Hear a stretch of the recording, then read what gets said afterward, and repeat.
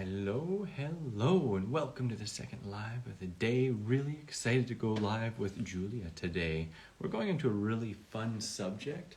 We're going into emotional healing with raw foods and yoga.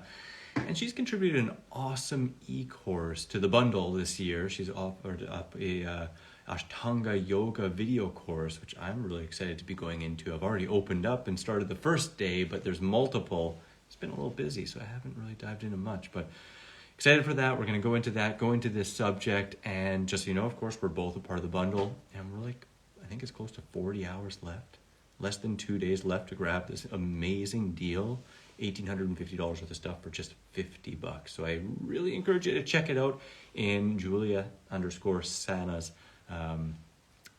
profile or mine. And we'll invite her in here. Ooh, I hope you enjoy it, Christiane. Busy, yeah, it's been a little bit, just a little bit, but I got a good night's sleep last night. Yoga's a good thing to implement for sure. Yeah, absolutely. Kudos, Christian, that's awesome. All right, I'm gonna bring Julia in here. Questions, feel free to post them. We may not be able to do it while we're talking, but afterwards I'll try and scroll through, so and go through some of these fun questions. Hey, Julia. Hi, Chris. How you doing? I'm good. Yeah. How are you? Doing pretty good. Yeah.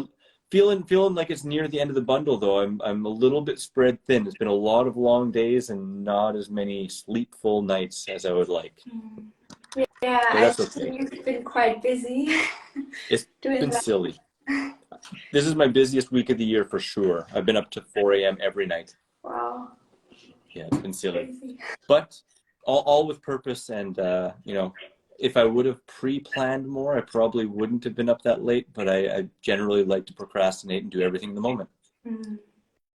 Yeah, but I mean, it really shows. Like, you're an example of when you're living your passion and your purpose, you just get so much energy. And Yeah, and it's impossible to deny. It's when you're living that way, you make things happen. And there's more intelligent ways, I'll admit. Probably could have done it a little smoother, but it is what it is, and I'm really happy with it. And I feel really blessed to be a part of it with you and so many other really passion-driven people that have just found so much blessings from this lifestyle. So it's awesome. So nice. Yeah, so cool. So I'm really excited to talk to you about this subject and also to talk about yourself and the Ashtanga course, because as I've mentioned to you, I was really excited to see that. My whole life, I mean, not my whole life, but I've been into yoga for quite a long time, and I've always wanted to dive into Ashtanga. I've been told that my body type is right for it and stuff like that, and that it could really complement some of the skateboarding and other physical kind of endeavors I do. So I'd love to ask you first, when did you get into Ashtanga? And then second, I'm going to double it up. What motivated you to create an Ashtanga course for this bundle? That's a great question. Yeah. So for a long time in my life, I've been really struggling with restrictive dieting and, fear of gaining weight and stuff. Yeah. And the reason was because I was just someone who was used to suppressing my feelings with food. And when I discovered yoga, just putting a lid on over and over again. I feel that this tastes great. I don't feel that any. Ooh, more. Hey. Yeah, exactly. And then when I discovered yoga, I felt like, I found a better way to be able to deal with my emotions. So that was really, really nice. And then after that, I discovered raw food. And then I just felt like I had opened up the lid even more. Like, when you first come to raw veganism, it's like you have this water bottle with gas that you've just been shaking your whole life. And then you just open it and everything comes out. It just was almost divinely guided that just a couple of weeks after I discovered the raw vegan lifestyle, I did my yoga teacher training and discovered Ashtanga yoga, and it just felt like coming home for me. Like, I just felt like I had found a style that just fits me so well, because it was so grounding for me. And it is a set sequence, so you do the same poses every single time, and it can be very boring for the mind and the ego, and it might say, you shouldn't be doing this. This is not going to solve your problems. But doing it over and over again, I really realized that it enabled me to access a much deeper flow state and really like dive in super deep. And I've had some like really, how do you say, like really nice moments while doing Ashtanga, because I just felt so much harmony with myself and my body and the universe. And it really helped me to just release trauma and emotions. So yeah, and also when I then discovered Ashtanga, I also realized, wow, like my ability to eat raw vegan is just, it's just almost effortless, because I don't have the need to like be so much in the outside with the food, but I'm just centered in myself. So it really helped me. And yeah, and then when you wrote the email that it's time for a new bundle, I was like, actually wanted to contribute something with raw food, Yeah. but then I just had such a deep calling, or such a strong calling to, you know, share yoga again, same as last year where I also contributed a yoga course. So I just thought, yeah, why not share this amazing style which changed my life so much? And yeah, that's basically why I decided to make another course. I love it, you know, because it seems to me like you're talking about active meditation and getting into that flow state and just like the power of now. And, you know, that's one of the most amazing, beautiful things that we can strengthen our mind and come into the rest of the world with, you know. And Ashtanga is so often a intimidating style, right? So having like a good intro into it and in this bundle, I think is invaluable. You know, I'm really, really excited for it. And I think that, you know, just like you, I came into health through yoga and then into raw food afterwards. And because of that, like you as well, I think it's just such a blessing to be able to share with other people who are on this journey, because you're so right, you know, like raw food brings up everything and it makes it so that we don't have our security blanket or our soother that we used to have with heavy foods, you know. And yoga can really allow us and help us to find our center and to notice things floating by but not become attached to them, which, you know, really permeates across our entire life. Yeah, I fully agree. And when I first came to the raw vegan lifestyle, yoga was kind of my safe haven where I could always come back to and feel my emotions. And I'm just so grateful that I have that, because it's just been such a big support for me on this journey. And yeah. That's awesome. Catch Cat saying, after my body is done healing, then I'm going to start your yoga. I'm excited to be able to do yoga. And without knowing what you're healing from, it's hard to really comment. But just as a generality, you know, yoga is just such a beautiful thing. You can start with so many different styles, right? You can start no matter where you're at, because some of them are more physical, some of them are a little bit more, you know, with the breath work and other aspects. So, but again, don't really know exactly where she's at to be able to say otherwise. But I'm curious, you know, I've often thought, you know, like I got into power yoga and I've done some yin and Kundalini, of course, a couple different various styles, but I've often thought it'd be really fun to have a yoga or have some kind of a movement practice where you do go through a set, like it's basically the same thing, right? And you hit every major muscle group and hit like everything, you feel like you hit everything good. Like if you could just have one routine that really encompasses your fitness, strength, flexibility, all that stuff. And my intuition has kind of led me towards Ashtanga. Would you say that Ashtanga does a pretty darn good job of doing that? Yeah, actually, it's funny that you say that, because yeah, I totally agree. It depends on how far you come in the series. So Mm-hmm. usually you start with sunset salutations, Yeah. and in sunset salutation, I honestly have to say it doesn't hit everything. It's really great to synchronize breath and movement, and also to do some back bending and some forward folding. But then it's also really important to do some twists. Yeah. You know, that's also a very important component. And then also to do some side bending, that's also very important. And that's definitely included in the standing. Like even if you just do the standing poses of the Ashtanga series, you already hit all of that. And you obviously, like, we're stretching your back, your arms, your legs. So you really hit a lot. But then on top of that, there is also some seated poses, which we're not going to get too much in the course. But then, you know, if people want to continue, they can see the series on the PDF, and then they can continue with the different poses. So it's definitely possible to continue and then to hit even more parts. Like then there's also like inverse asanas. That's also important to bring the blood flow from the feet down. But yeah, so I would say like when you do the full series, you're definitely hitting like everything. But even if you just do the science dissertations and the standing poses, like I remember after the yoga class, I would just lie there in shavasana and I feel like, wow, okay, I really just took care of everything on my physical level. So that was always really nice. It's so awesome. It's so awesome. I don't remember if I brought this up with you last time. If I did, give me a little winker. But did I ever bring up to you or ask you about David Swenson and his Ashtanga practice? No, you didn't actually. No? Do you know him, that yoga teacher, David Swenson? I might have seen him, but it doesn't ring a bell right now. It's funny. The reason I brought him up was because, you know, we were talking about the different poses and you mentioned some of the handstands and stuff like that.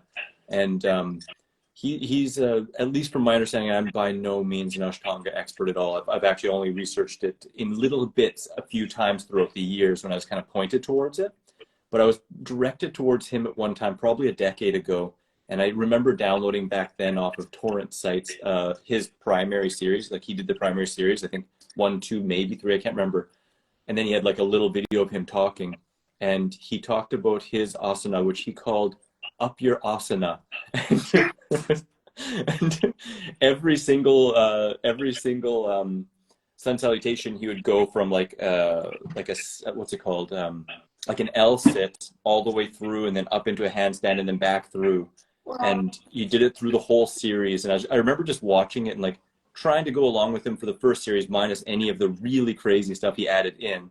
But yeah, I'm just a child, and I got a little laugh out of his the way he called it and how amazing and strong he was. It's crazy. Oh, that's so cool. I need to check him out. Like, I think it would be pretty cool. If you do, let me know. Yeah, I've been told he's pretty dang amazing, and he's made a lot of videos and stuff like that. But an example of someone who you can tell holds so much strength, but you may not necessarily know it, right? And like, sometimes strength is like puffy, and oftentimes though it's not. You know, he's just like solid and crazy.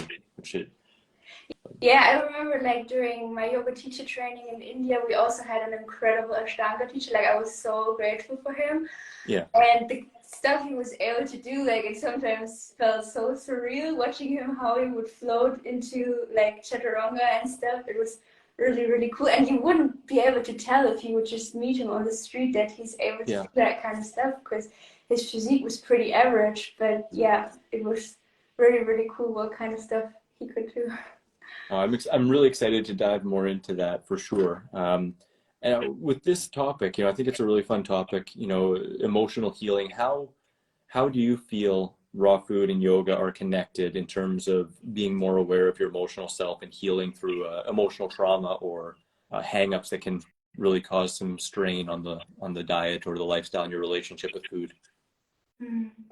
Yeah, like I would say same as with the raw food, what I've mentioned with that analogy with the water bottle. That's always how I imagine it, where there's so much pressure from all these years, and then you open that lid, like there's so much coming out. Same when you start, you know, cutting out heavy foods from your diet, and if you start cutting out distractions and actually sit down and do not do anything and distract yourself, but are actually on your mat practicing yoga or just meditating, you know, it brings up a lot, and it kind of forces you to be present and to be in the here and now with what is coming up in the present moment. And the ego and the mind, you know, usually will start resisting it in the very beginning, and that's where it's really important, I guess, to just be super gentle and super slow and to really celebrate every small success. Like even if you just had the courage to just do 10 minutes of yoga without distraction, like that's already so huge in the world full of distractions that we're living in. Or even if you just had the courage to just eat fruit for breakfast, to celebrate it. And yeah, like it's definitely been a journey for me as well. And I've had periods where it was the easiest thing ever to do an hour of yoga every day and not have any problem, and it was just flowing.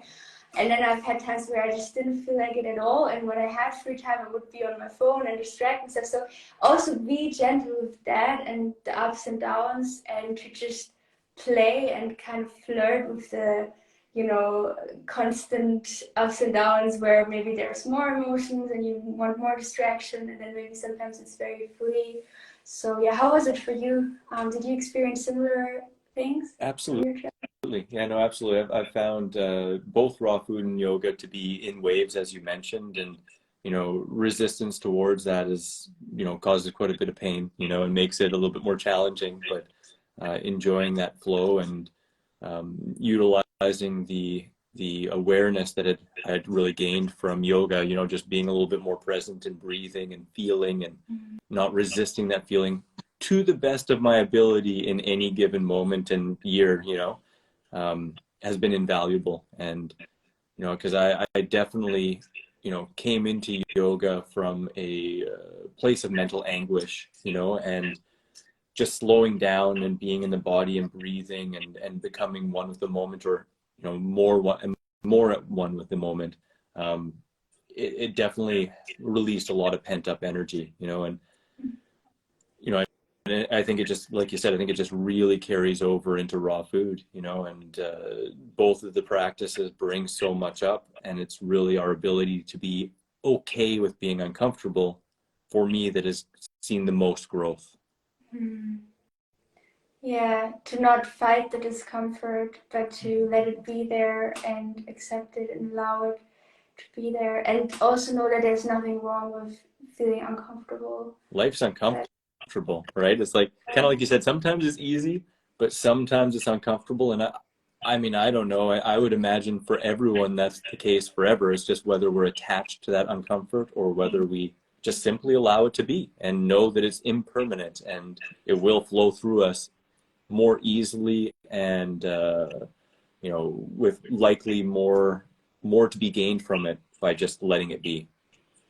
Yeah, definitely. Like I've also found that the more I allow the discomfort to be there, the more the like curve is more like that. And Instead of slowly when I look, yeah, like slowly when I look back at 2 or 3 years, like the discomfort I'm experiencing right now is so much more gentle than it was 3 years ago, because I constantly went, not always, of course, I also had times where I resisted the discomfort and still have, but less and less and less and more just accepted. And yoga and raw food like kind of forced me. I mean, I deliberately decided to, choose that route, but it kind of forced me to really look within, look at what is there, and to feel everything, which led me to a place where when I look back, but I'm sure everyone can say that because that's just how life is, that discomfort just becomes less and less, yeah, if you choose that path, I guess.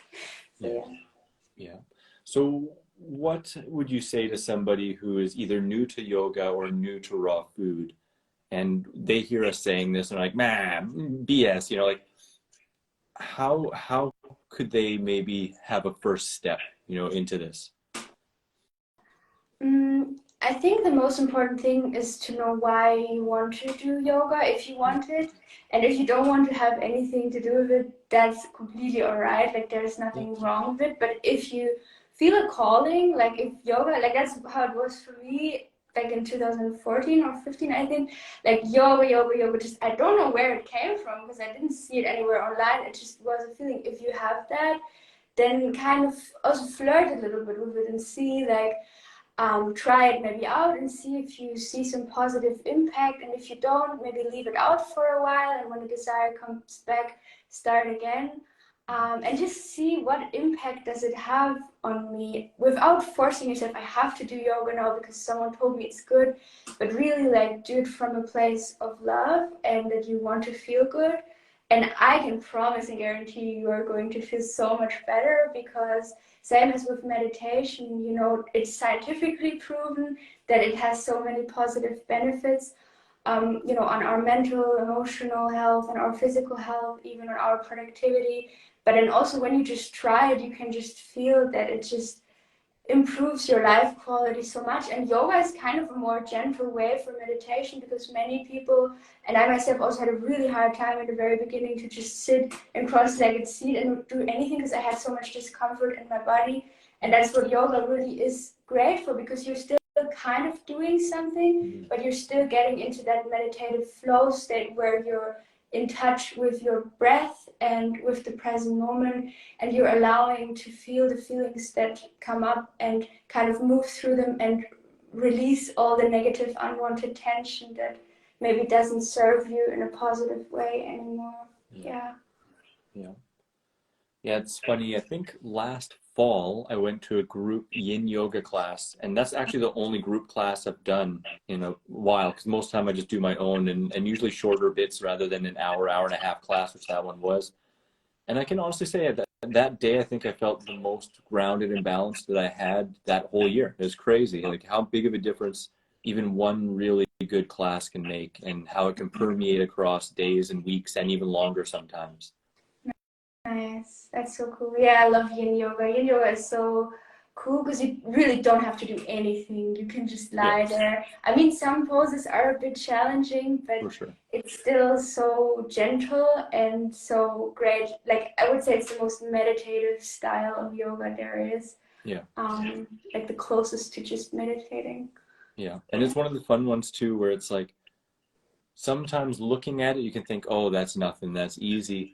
But sometimes those poses can cause the most mental anguish, you know, when you're just really sitting deep in something for like 5 minutes. It's like even 2 minutes for some poses can make your mind be like, you know, wanting to do anything but be there. But definitely brings patience, and that's awesome to say as well that there's a yin yoga intro to yin yoga course that's also part of the bundle. So it's really fun that we have, you know, two styles of yoga in courses in the bundle, so you can get a real taste and see that, you know, there are so many styles of yoga, and if you have tried yoga and you just feel like, oh no, yoga's not for me, it may be that another style is all you need to do, right? Is to check that out. Yeah, I 100% agree. And also, like, be flexible, like, when your mood is maybe more like you want something more gentle, don't really feel like doing anything, then yin yoga is great. And then if you don't really feel like just sitting there and doing nothing, then maybe Ashtanga Yoga or a more energizing style could be more suitable. Like, that's also how I roll with it. Like, I see what do I want and what does my body and my need right now. Is it more gentle or more like energizing? And then you can decide. And it's actually really cool that in this bundle we have two very like yin and yang style yoga things for everyone. Yeah, absolutely. And because each really serves, you know, can serve can serve you in different ways and in different times. You know, like there have been times for me that I was just really, really drawn to yang yoga, like just intense, you know, and I did a lot of power and stuff like that. And then after beating myself up and getting injured really bad and stuff, I was just like, you know what, I just need to like relax and lay on the mat and just sit in this pose. And then yin yoga really helped fulfill that need for me for a time. And, you know, like you mentioned too, it's just all with the flow. Sometimes you feel like this, sometimes you feel like that, and honoring that and having more tools in your tool belt is just a surefire way to be able to grow through these practices. Yeah, definitely. Absolutely. So, I remember your first video in the series here is breath work.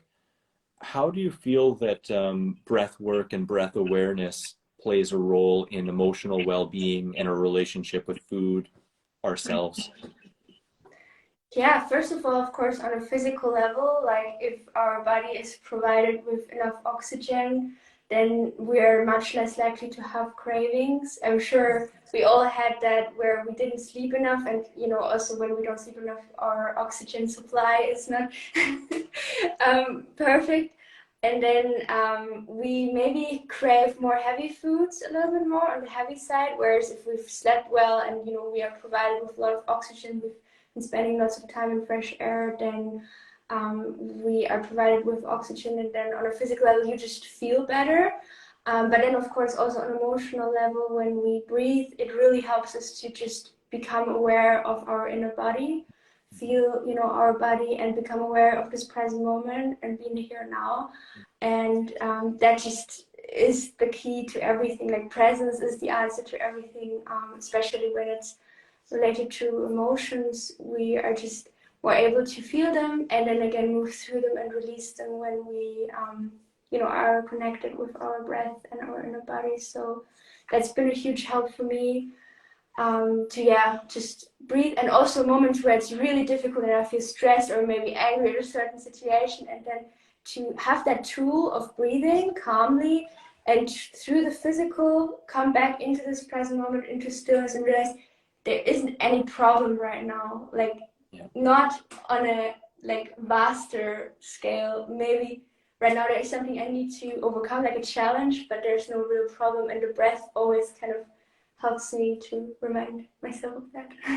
It's so beautiful, right? Like what a powerful tool, you know, and because it's what is it, the autonomic nervous system? Like we immediately go into that fight or flight, and you know, when we're scared or like really stimulated and start shallow breathing and tension rises, and you know, the mindfulness, being aware and being able to see that happening can flip that switch to just, like you said, just all of a sudden choose to breathe more calmly. And it's amazing. It's been really studied and shown that the fastest way to change our state is through the breath, and it's the most reliable way to change our state. Oh, so nice. Yeah. So cool. Have you also made similar experiences that when you started implementing yoga and breath work, that it kind of some switch turned around inside of you? You know, truthfully, I didn't make the connection for a long time. You know, like, I mean, I was aware of the benefits of breath work during my practice, and, you know, really enjoyed. It's funny, sometimes in group classes with a little bit of ego, enjoyed, you know, really pushing it and really getting the breath in sync, and, you know, like really being like super A class, you know, like giving it 110%.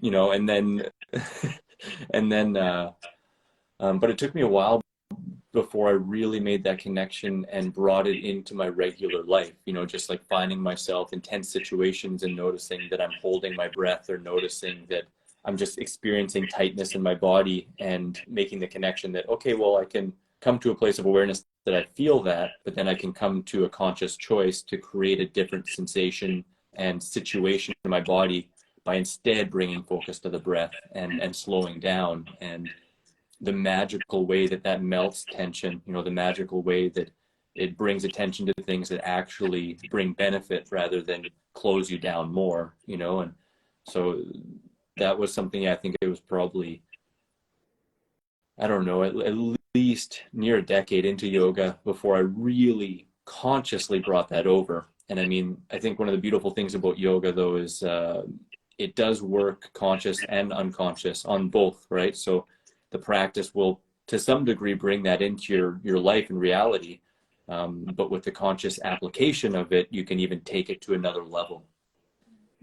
Yeah, I totally agree. That's so beautiful. Also, that you're seeing that it took some time for you to really fully realize it and then also implement it. And yeah, that's nice. Yeah, it's something I didn't really think about. I mean, I knew that yoga brought benefits into the rest of my life. I mean, I saw it, but I didn't incorporate the breath work in regular life. And it took more, I think, actually studying like non-yoga based studies on breath work, you know, like in just the power of now and breath work itself, right? Whereas before, I really just felt like breathwork, yoga together, not breathwork separate from yoga. Not that they're necessarily separate, but bringing it in outside of my mat is basically what I'm saying. You know, like I think I equated yoga more with you know, the ethics and philosophy and mat time, but not as much direct carryover into just general life, and bringing some of that practice into, you know, any area of stress and any area of distraction or yeah, I guess a resistance to what is, you know. But I think it's so normal and natural also to having to need some time to actually implement it into everyday life. Like same with meditation, like when you first start, you really just do it while you're in it, but you don't really carry it into your everyday life. It takes so long for you, like you really need to practice a lot to really be able to carry that into your life. And I think it's the same with breath work. I mean, it can go from one second to another, but usually it just takes time and practice, same as, you know, with everything in life, for you to really be able to also implement it in more challenging situations. Absolutely. You know, it's funny, you mentioning that really brought up a very strange parallel comparison to it. Maybe some people will, this will age me a bit, but the original Karate Kid movie, not the Cobra Kai that was on Netflix, but the original Karate Kid movie, when Daniel-san started learning the Mr. Miyagi's martial art, you know, he had him like painting and sanding and doing all these things. He's like, why am I doing all this stuff? Why am I doing all this stuff? And then after that motion became like second nature and he was doing it, all of a sudden when he was in a fight, you know, he like had the movements. And to me, it's almost, yoga is a training for life and bringing that quality of calm and awareness into our life. But a lot of times we don't necessarily recognize that. We recognize, okay, it's going to bring me some flexibility, or it's going to, you know, make me stronger, or maybe it'll make me a little bit more calm. But we don't necessarily always recognize that it can bring that quality into our everyday at that level, you know, at least for me. Yeah, definitely. I also didn't think that that would happen at some point. Yeah. But yeah, it's so cool. I didn't see that movie, but I had the image very clear in my head, and I think it's a great analogy. It's so fun. Because he was hating it. I mean, and that's not the analogy that I'm trying to go for, the part, but he was just like, why are you making me do this? You know, like, I want to learn to fight. And he's like, go wash my car, go paint the fence. But he shows like this very specific technique, right? And he's like, just all day doing these movements, right? And yeah, we got a snooter who wants to say hello. Hey, snooter. Oh, he's so happy. She's a king of yoga. So cool. So was there for you any point where you really found just almost like a switch went off with emotional freedom from food, or more awareness around food and numbing what that did to you and stuff like that? And if so, what do you think facilitated that switch? I don't think there was like a switch from one moment to another. I think it was more gradual. Yeah. It really helped me a lot to surround myself a lot with people who have been on this lifestyle for so long, like online and also in real life through food festivals, like watching content of you and Fruity the Banana Girl really helped me a lot, because she really helped me to make that connection that it's okay to nourish my body, like there's nothing wrong with that. Yeah. And that I can do it to the extent that I feel satiated. And when I do that, then it'll also be much easier to stay present in those moments where it's maybe emotionally tough, because I'm, you know, as she always says, carved up. Yeah, carb the F up, right? Make sure you have those carbs. It makes everything a little bit more smooth. Definitely, yeah. And then also, I remember we had a talk last winter. That one also really helped me to just shift my focus a little bit and become more clarity. And yeah, just watching lots of YouTube videos. And then this year, in the beginning of this year, I did it was kind of a coaching program where you have meditation every single day and journaling every day. And it really helped me to be consistent with these practices, and really because I had something that committed me, because you also get a daily email which will remind you for the video and stuff. So that also really helped me to just, I guess the spirituality, being very consistent with yoga and meditation really helped me to become less dependent on the food, and to know that I can give myself everything that I need, also from within. Like, I don't need something from the outside, while at the same time still nourishing myself, because there had also been a time in my life where I had been very obsessed with fasting and intermittent fasting, and trying to overdo it a little bit with the cleansing. And that just doesn't go very well when you're still in the beginning of your raw vegan journey. So yeah, that's definitely also been a time. So when you mention that, like a preoccupation with fasting and or being clean and stuff like that, where for you was that coming from? Do you feel like? I think it was the thought of, I want everything right now. Like, I want the perfect health and the perfect body, and like being completely grounded and centered. I want everything right now, and I know that you don't want what you're experiencing. You want something completely else. exactly. I want something on the outside, and I want to give it to myself through like fasting, which is actually really sad when I say it, because there is no need to rush it. And you know what it's really about is to enjoy the ride. I don't know, did you have periods in your life where you were very obsessed with cleansing, or were you always very clear that it takes time and it's okay to really be slow? Well, I mean, I've definitely had times where I was obsessed about nutrition or obsessed about food combining.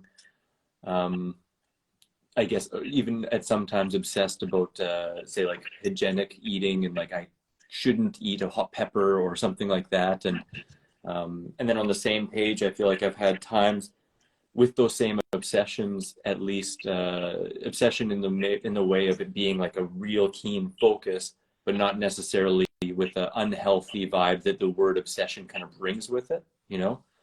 Um, I've done multiple fasts, but I think really for me, most of them were just a real keen interest to see what happens, you know, like to experience some shifts, you know, and to take my health to the next level. Um, you know, but yeah, my last fast I came to because I just felt like I just really need this. Not because I was like, I need to not be who I am, but I'm like, I just really felt drained. You know, I'd really pulled myself too far. And I'm like, this is an act of self-love and replenishing and rejuvenating, you know? And so I feel really blessed with that. But I definitely have had my other obsessions, you know, like I often say with like food combining and stuff like that, for example, I got so deep into it. I swear when I'd watch other people combine different foods, like if I saw someone eat a water or like let's say a banana orange smoothie, I'd get a stomach ache just watching them because I was like, oh my God, that's just crazy. I can't believe you do that, you know? Yeah, I can totally relate to that feeling. Yeah. Yeah. And it took some time, and I mean there's still residuals, you know, like life's a little bit of a dance, and I think you know, some things take a while to completely reprogram or deprogram, you know, and sometimes I still feel little bits of residual there, but for the absolute most part, it's just an act of awareness, seeing that and being like, this isn't necessarily true. This is just what's moving through, you know? Nice. Wow, that's so amazing that you can observe that. Not all the time, but most of the time, you know?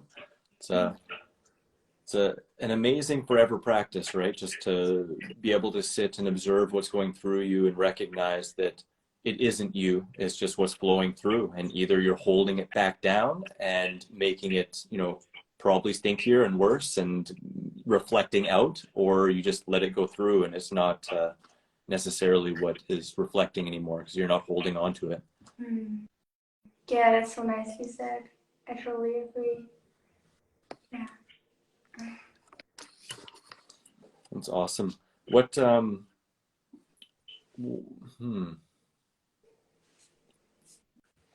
I just love this subject of kind of emotional eating and of, you know, emotions coming up and stuff like that.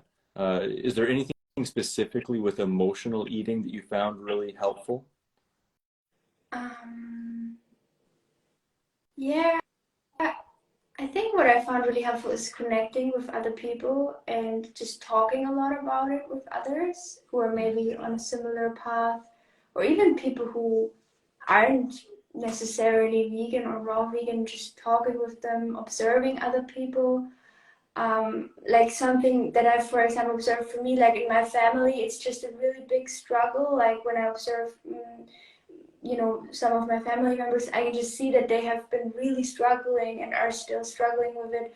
And then I really know where it's coming from. And then also surrounding myself with people who maybe don't struggle so much with it, and seeing kind of what they do different and applying that, and also setting kind of boundaries maybe with the people who maybe are a little bit influencing me in that way, where I'm also feeling like it's just affects me a bit, and then just setting boundaries. And yeah, I think that has really helped me. And even maybe for a little while I didn't even eat that much with my family, because I just really knew like it doesn't serve me, and it just kind of holds me stuck where I am. And I want to kind of move away from that, or not away, but just like kind of like a snail removing my skin. Yeah. And yeah, so that's what really helped me to also surround myself and observe people who have a very healthy relationship with food, and to seek health in a way. Is there any, you mentioned kind of parallels and stuff like that. Has anything really jumped out in your observation of people who have a good relationship with food that is like a parallel between all of them, or like a similarity between all of them? Yeah, definitely. Something that I've observed is that people who have a very healthy relationship with food, that they are very calm around food, and when they eat it, they really enjoy the process of nourishing their body, and they don't feel any guilt or shame for actually wanting to eat. Like, because I feel like that kind of shame and guilt causes you to really like not honor so much the needs of your body. But when you're very calm around your food and kind of also make it a ceremony, and allow yourself, of course, to have it and have as much as you need, it's so much easier to really honor everything that you need. Have you also made a similar experience? Yeah, no, for sure. And that really resonates, like the more calm presence with eating, and the lack of knee-jerk reaction of like needing to eat right now, like the hangry, I'm so angry, I got to eat right now, or the I guess reliance on food for calm mental state, because I think so many people just utilize food as a salve and as the cure-all, as the major distraction, and parallels being like, yeah, if we eat now or if we eat in 4 hours, it doesn't really make a big difference, like I'm immersed in the now. And also the letting go of a need for every single meal to be the best, or like to be super fancy or whatever. Just like, if my meal today is iceberg lettuce because that's what I had and I didn't get out of the house, or my meal is the most amazing durian, sure, there's going to be some extra smiles and maybe a couple funny noises while eating the durian, but it's not going to throw your cool or make the mind start to think, oh my gosh, I didn't have enough, I'm going to die now, or I'm like, I better go and get this like special sauce and I got to put it on there. Like, food can be super fun, but it definitely can be utilized as distraction or stimulation, or just pleasure. I mean, I don't want to sound like pleasure isn't an important aspect of eating, right? But it can be an overemphasis over top of just, hey, it's just food. We need to nourish ourselves predictably over the long term. Any one meal here or there isn't going to make a difference. I totally agree. Yeah, that's so nicely said with the durian and the iceberg lettuce. I love that analogy. And again, if you're present, like an iceberg lettuce can just be so amazing. So good.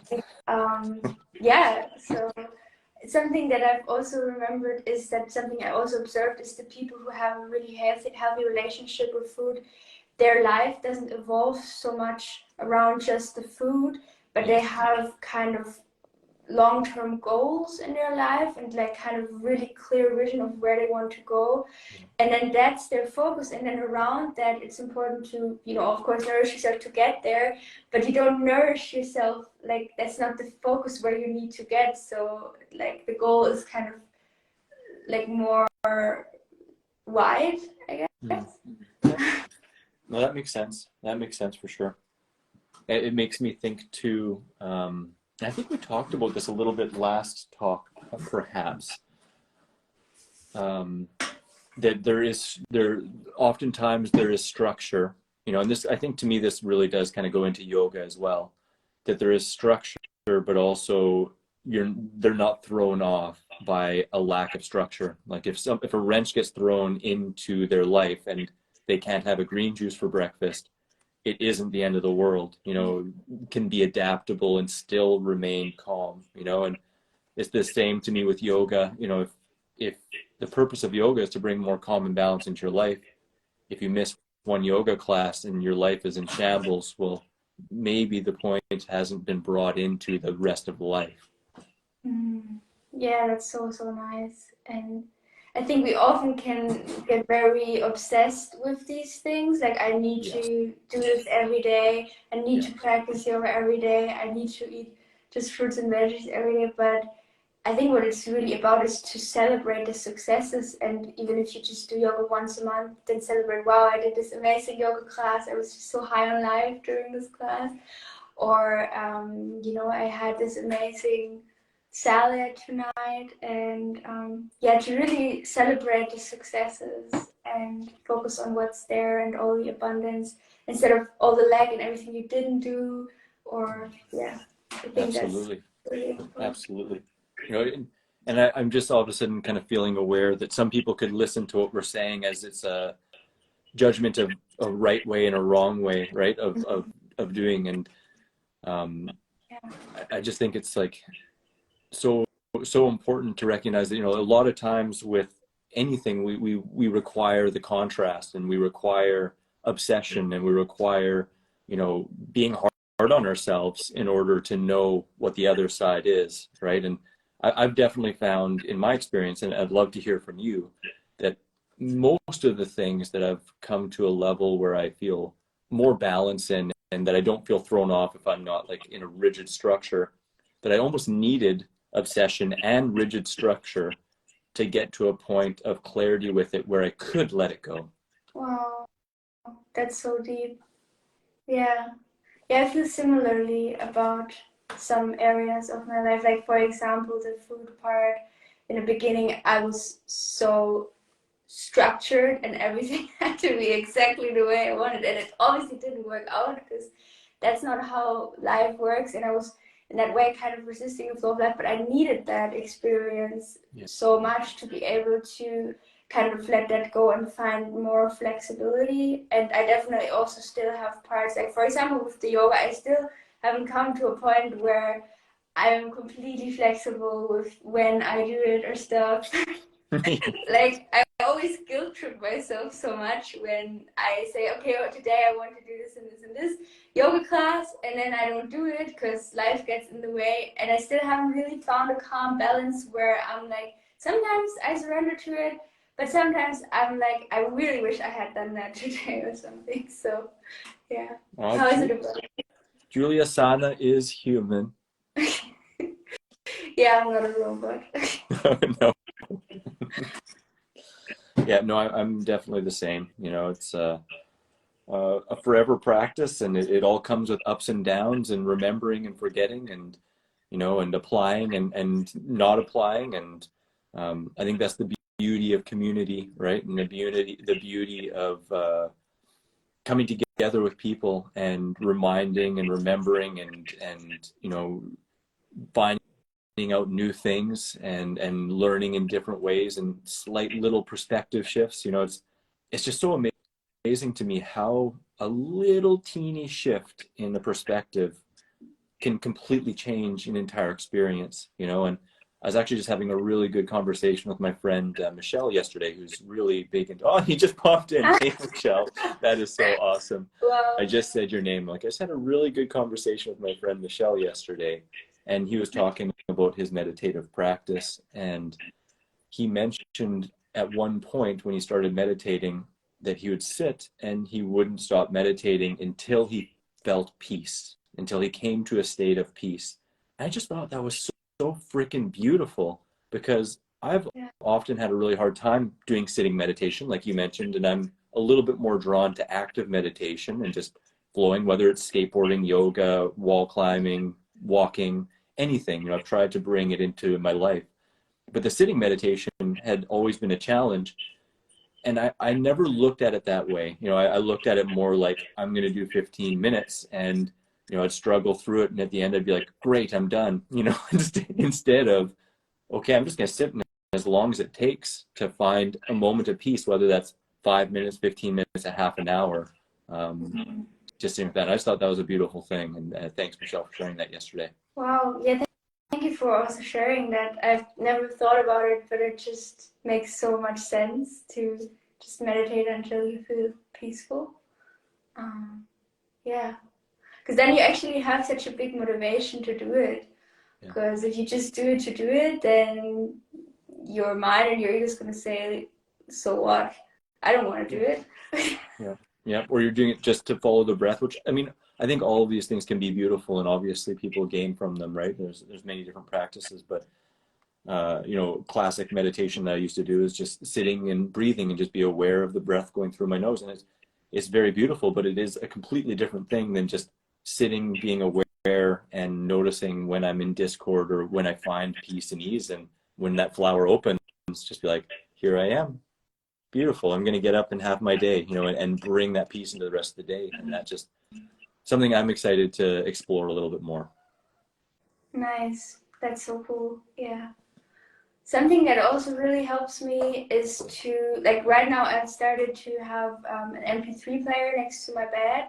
And then when I'm getting up right away, I put it in and I have like a meditation that is 10 minutes long and spoken.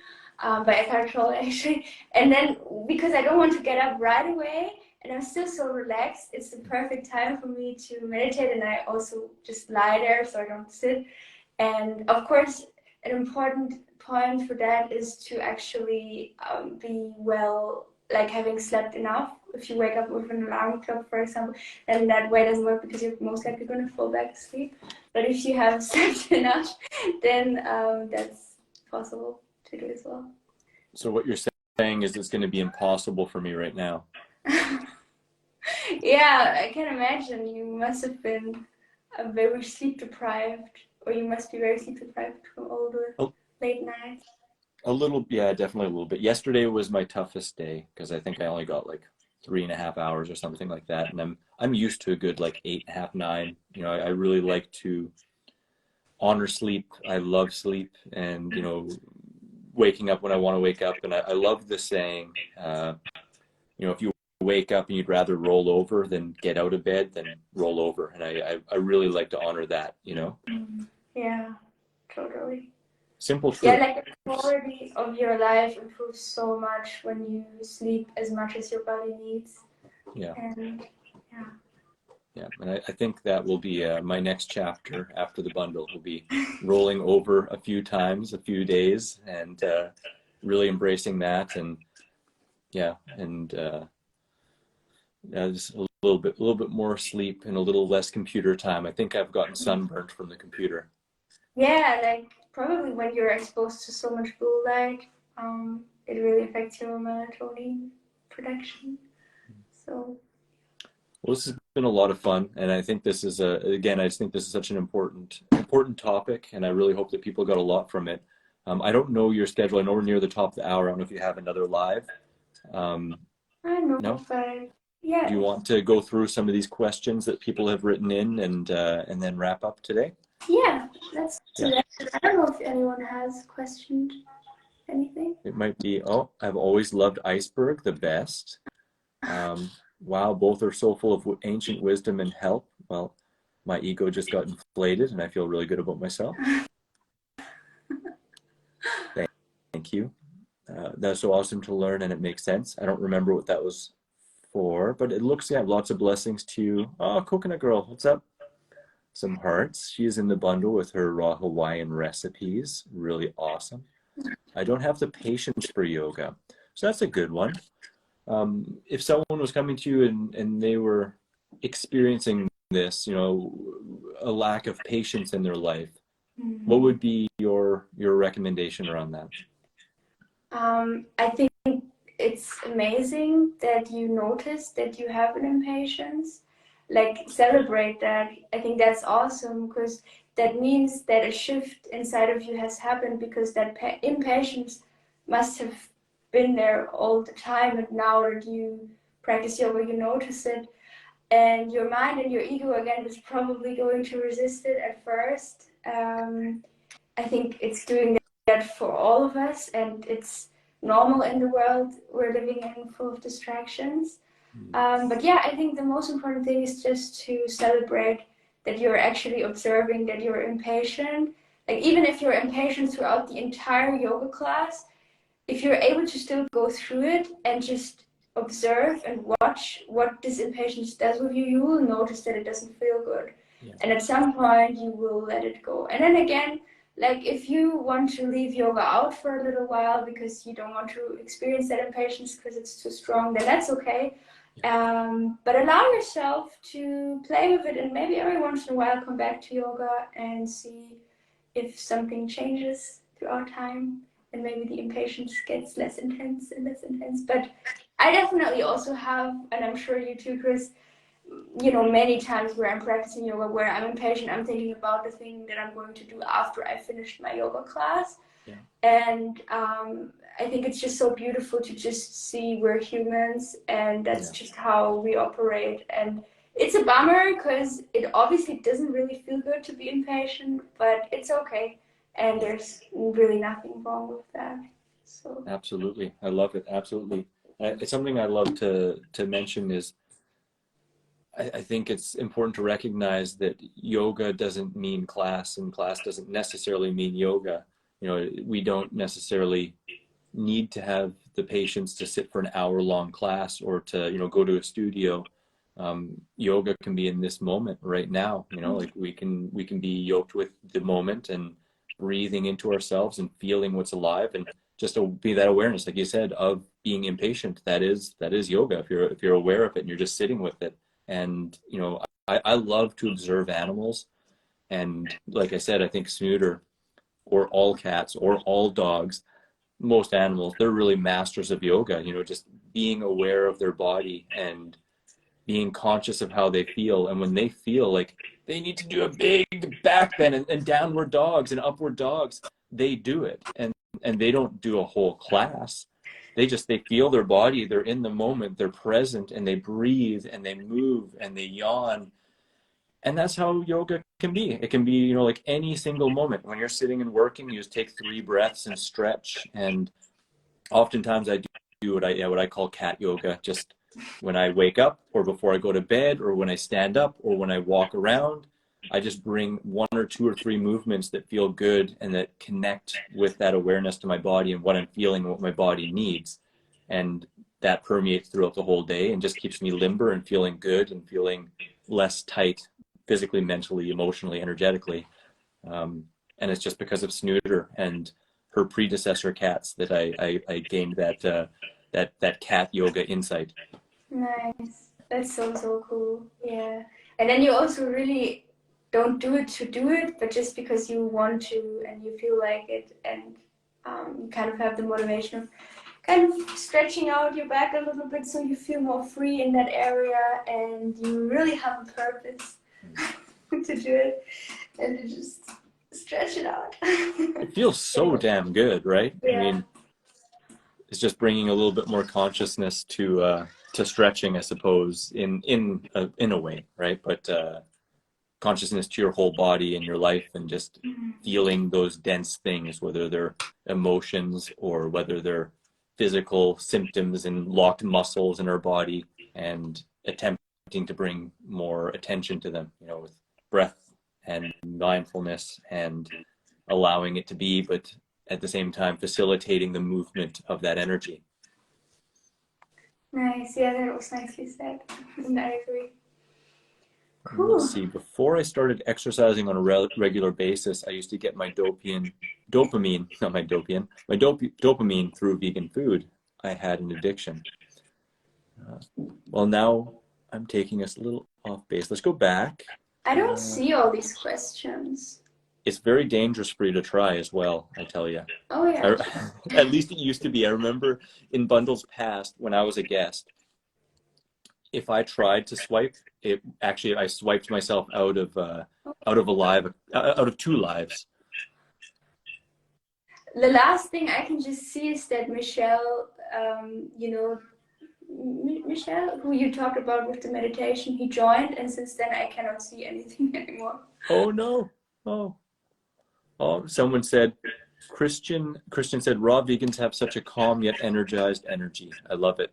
Oh, thank you so much. I think, you know, truthfully, I think that too, what you mentioned when we were talking before about parallels between people with a good relationship with food. And that doesn't necessarily mean just raw vegans, right? It could be anyone who has a good relationship with food.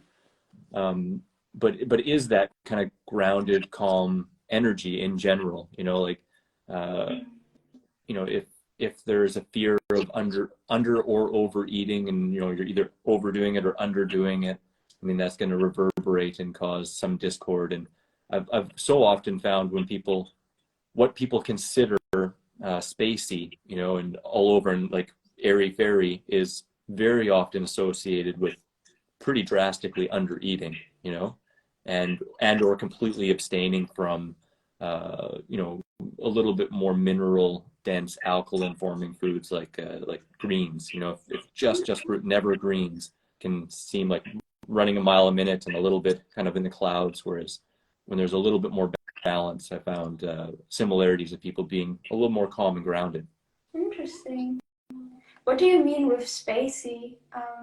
Spacey would be like running on fumes, kind of seeming a little bit disconnected, or yeah, just really airy and spacey, kind of almost like lack of sleep, you know. Well, it's nice that people observe you being calm, even though you have lack of sleep. That must really say a lot about you, Chris. I feel a little bit airy, but I feel pretty grounded right now, just connecting and talking with you. And like, I feel like I really tanked up my sleep and vitality reserves for a time before this as well. And truthfully too, kind of like you mentioned before, how nourishing community and purpose is, you know. And I feel so nourished by the community and by this purpose to connect with other people and share, and, you know, all of us grow and learn together, you know, because I just think it's so important. And what we're doing through mindfulness, you know, yoga, raw food, all of these things, raising healthy kids, conscious entrepreneurship, it reverberates out. And it's like, to me, it's the most important thing that we can do is, you know, bring this presence and example in action out into the world to let other people know this is not only a viable choice, but it comes with so many dang benefits, not only for you, but for each other and the world and the animals and everything. You know, it's just so amazing. Oh, it's so beautiful what you share. Thank you for sharing this. Yeah. It's just incredible how much energy you can utilize when you know, have your purpose and it just moves through you. Yeah, it's very nice. I always love our conversations. They're always fun, and I'm really excited to practice with you more and to bring your practice into my life. And I just want to thank you so much for being a part and for sharing your practice with us and with everyone. I think it's beautiful, and it's something that just, it resonates so much with me. It just felt like when you told me that, I was like, cha-ching, cha-ching, like I'm gonna do it, because sometimes the thought of going to a studio or stuff like that, it can be a little bit much, but you just brought it into my house, and with a familiar face and a soothing voice that makes me feel amazing. So it's just a blessing, and again, just want to thank you. Thank you so much, Chris, and you're most welcome. And also thank you for, you know, opening up this wonderful space that just enlightens like so many smiles in people when they see what's up with the bundle, and also, yeah, like for giving all of us the opportunity to contribute. It's really, yeah, just so cool to be part of this project. And yeah, I just feel really, really happy that you, yeah, put this into manifestation, into form. This amazing bundle. Honored and blessed. I mean, it takes the community, right? Without the community, it'd just be a couple of us, just, you know, which is beautiful too, but it's so awesome, all of us coming together, because yeah, there is just so much power in community and shared voice, and people seeing a group of people who are doing this and thriving and loving it and continually growing, you know, and growing through each other, right? I just think it's a blessing. I feel very blessed, for sure. right. Yeah, and I feel like there's so much realness and again rawness in this bundle. Like so many people who are so honest, and like, for example, Sashi, she wrote this amazing book, I Put Love in My Body. I actually have it here on my Kindle, and it's so awesome. Like I already told Eva today that this book, it's just so raw. Like it's just so real. Her heart's so beautiful, hey? Yeah, it's just so inspiring, and there's just so many cool people being part of this, who are just inspiring, and yeah. Absolutely. So with that, I guess we may as well remind everyone we have like about 40 hours left, somewhere near there, of the Ultimate Raw Vegan Bundle this year. We only do it once a year. It's completely different every time. Everyone has created their new projects, passion in specifically for this, to launch in this. So they will be available afterwards, but you'll have to hunt them individually with everyone, and it'll be $1,850+ instead of $50 for all of them together. And it's amazing, like, you know, there's many courses and books in here that are more expensive than the bundle itself, right? So it's like, you're sure to find a lot of stuff you really enjoy, and a lot of things to bring into your life, a lot of practices to bring into your life, a lot of new flavors, textures, insights gained through this. And I just, sometimes I feel a little bit like a salesman and shameless, but I just know how valuable this is and how much of a difference it can make in people's lives. And I just hope people check it out. And either way, we're all enjoying and benefiting from talking and growing this way, and applying it ourselves. So Definitely, yeah. It's just as much of a fun ride for the people who are contributing to the bundle and sharing. But I actually also was like I think it was in 2021 when the bundle came out. It really helped me a lot, like the lives and connecting with the people through the lives, even though I wasn't contributing anything and I bought it. And it was just nice to have these books to fall back on, like if I wanted some new inspiration. Like I think in the first 3 months or something, I only checked out 2 things from the bundle, but it was exactly the things that I needed. So yeah, you don't have to check out all the 40 things. It can be very overwhelming, especially if you have other things going on in your life, but it's just nice to have like a place of resources where you can come back to when you maybe want some new inspiration or want to find some new recipes. And some of the recipes I discovered in that bundle I still make regularly, like several times a week, because they are just so good. I love it. That's the best, right? When we just find a couple staples that just like, they become easy to make and so enjoyable every single time you make them, you know? Definitely, yeah. And you'll definitely find some of them in the bundle. Absolutely. Yeah, there's a plethora, over 400, and I think it's also important and fun to note, like, you don't have to be a raw vegan, you don't have to be vegan, you don't have to be a yogi, you know, to apply some of these principles and recipes and to enjoy more fresh fruits and vegetables, more mindfulness, more ways to move your body and nourish it. These are just all tons of tools to meet you no matter where you're at. And I just think people will be blown away when they see it, and they'll feel and see the differences when they apply things. So, and then there's all the community. So it's tapping in with the community and finding the people you resonate with, like you said, and learning and growing through that. You know, it's just boom, boom, boom. Yeah, so cool. And also just seeing how many people there are out there doing this and even sharing it, it's just, I think, so awesome. Absolutely. Absolutely. Well, where can everyone find you besides here on Instagram? Right now, I think the main place to find me is on YouTube. I also have a YouTube channel. That's where I'm most active. I'm not really that active on Instagram because I just don't really like Instagram that much. But yeah, just YouTube, Julia Sana. So just without anything, just Julia and then Sana. And I usually upload 1 video per week there about raw food and yoga. So yeah. Love it. Love it. Awesome. Well, if it's all right with you, I'll upload this to my YouTube and then include links to your Julia Sana page on YouTube in the description.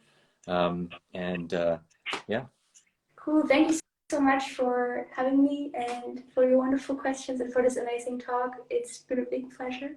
Oh, always a pleasure. Absolutely. Well, thank you for showing up, and again for being a part. And I hope you have an awesome, awesome day. Are you in the middle of the day, or what? No, you're close. Yeah. I'm gonna go to bed in a couple of hours. Nice, nice. Well, have an awesome sleep, and thank you again. And you too, Chris. Sleep well. Yeah. See you guys. Thanks so much for enjoying with us. Thank you for joining, guys. Bye-bye.